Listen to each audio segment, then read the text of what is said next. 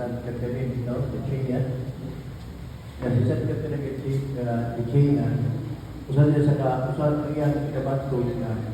Kasi kuwan ito, sa Tupapa, ito na ilog sa mundo, no? Kasi Pompeo, so, nalang ko siya po, usap din, hindi ko kaya ito ikabuan na. Doon man, doon sa Tupapa ako pa naman.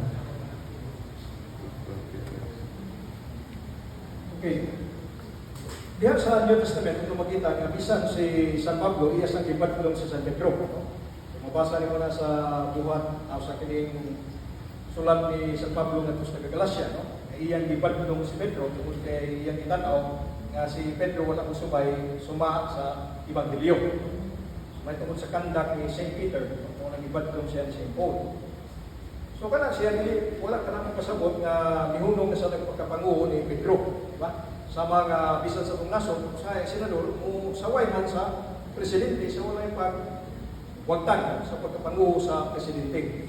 May mo sa nga musaway kay Balchor, si Balchor sa itong presidente din sa parokya, pero may mo sa tang ubadlong niya, nagitan kung makita na ito, na wala siya, doon na siya kasipanan nga naghimo. Ang panato ka ng himoon, in brotherly freedom, no? Isipin suon.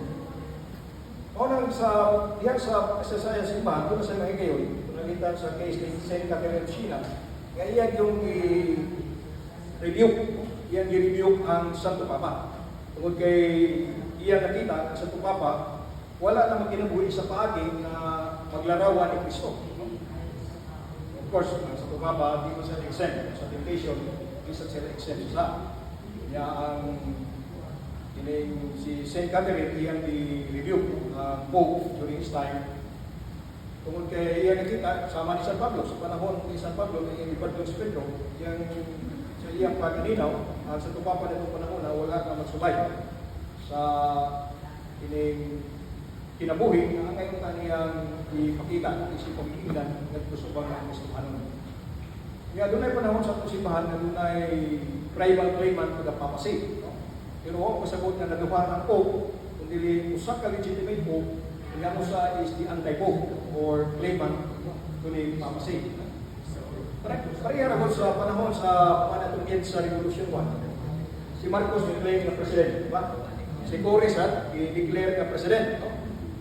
So, naduhan na bang presidente sa Pilipinas na itong Wow, mga ito yung naninaon, usa na yung legitimate president, ang usa is illegitimate. Although i-declare siya sa kaninga body of God.